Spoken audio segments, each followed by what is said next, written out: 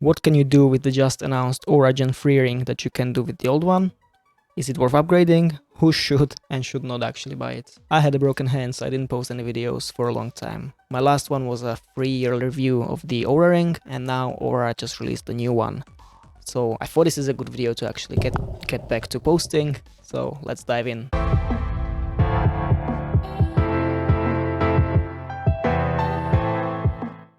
What has changed? On the outside, nothing. It has the same dimensions and weight as the old generation with a slight design change, though they did manage to squeeze in a bit more on the inside. There are 7 new temperature sensors for better accuracy and 2 extra LED sensors. This brings a possibility for 24/7 tracking of your heart rate and temperature, and finally even HR tracking during workouts. This should also improve nap detection, and there's a new mode that tracks how often is your body stressed or relaxed during the day. Combine all the above and you've got an amazing device to track and predict periods. Lastly, Oura will measure your blood oxygen levels during your sleep using the new red LED sensor. This could help with diagnosis of sleep-related conditions like sleep apnea, though it's coming in 2022, and based on the wording, it's more towards the second quarter. Battery life should be the same, though I predict for it to be lower due to the careful wording used on the website now. Gen 3 will also have drastically improved prediction of sleep stages compared to the old one as seen on the picture. These data are from a published study. Rob from Quantified Scientist did a deep dive on that, and he predicts that Oura will be the most accurate consumer-grade wearable. He uses his own data for other wearables and the study data for Oura. Check it out for more details. There are some additional software changes coming, like new guided sessions for sleep, focus, energy, and Oura will start teaching you about the way your body works and what do the data mean. Basically teaching you to be your own biohacker, just like a master plan of many other big tech companies. But I'll talk about that in another video. Well, okay, there are no huge changes, but can you use these new data points to observe some new interesting things about yourself? Or are there some cool new experiments that you can do?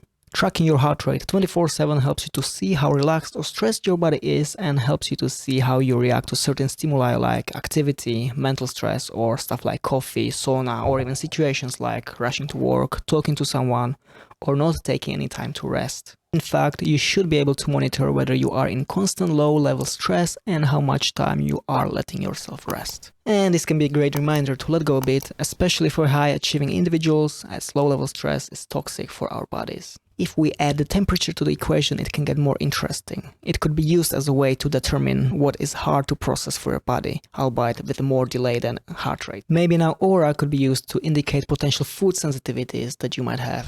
Though unless your body is very sensitive, I would assume you would still need to do some form of elimination diet first. But I'm gonna test it out. Unfortunately, there is no 24/7 HRV tracking, which is a shame, and then it will be even more useful, though you could still trigger the tracking manually for small periods of time. What other new interesting things do you think you can track and observe with this upgrade?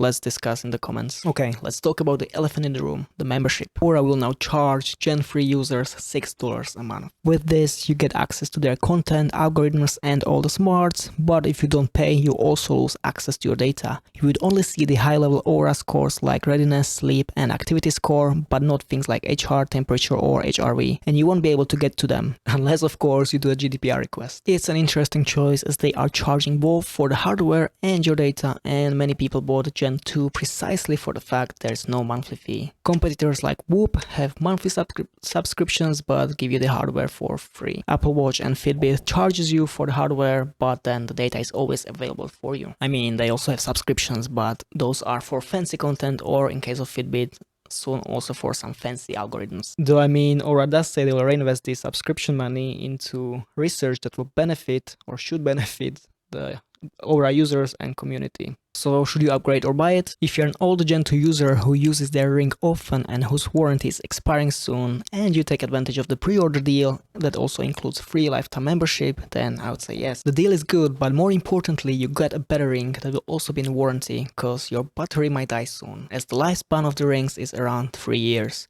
But you know, I got mine replaced twice already, so there is for sure some fluctuation. Though if you just recently bought Gen 2, for example you have it less than a year, it would be worth thinking whether the new features will actually bring you any benefits, which hopefully you have an idea about after watching this video. And if your conclusion is that you'd want to upgrade in the future, it might be worth doing it now because of the free membership deal and then trying to sell or gift your old ring. However, if you think that you won't get much out of the new features, then stick to the Gen 2 ring and enjoy the free app. And in 2 years, when your old ring might die, there might even be better wearables and better tech out there. As a brand new user, if you pre-order now, you get first 6 months for free.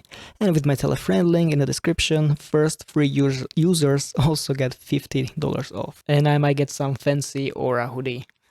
So I think if you really want one, now is the time to get it. For example, if you are someone that gets periods, I think this new ring will be amazing for you. Or if you are someone who is constantly on, it might serve as a great reminder to slow down. But if you are in the undecided category, or maybe you own some other tracker right now, just wait a few months for the reviews, especially because lots of the new advanced features will actually become available in the 4 to 6 months time, which is the length of that 6 months free trial. For pro athletes, Oura is still one of the best for recovery tracking due to its accuracy. However, if you want to track your activity, you should consider the type of activity you want to track and if the ring won't move too much.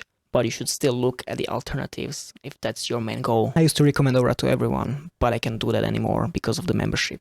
Not only is it more expensive in the long run, but also the data lock-in does not help Oura to win any points here. And those are important factors to consider now.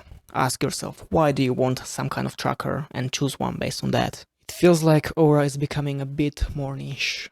But what do you think? Do you disagree? What are your thoughts? Will you get one? Do you want to get a Gen 2 ring on the second-hand market? Let's discuss in the comments. I am getting one as I want to play with some of the new sensors and data, and to also get warranty. And I'll be selling my Gen 2 ring. So if you want to know my thoughts on the Gen 2 ring and what you can do with that one, or learn more about heart rate variability, watch my last video somewhere. Thank you for watching. I love you. Bye.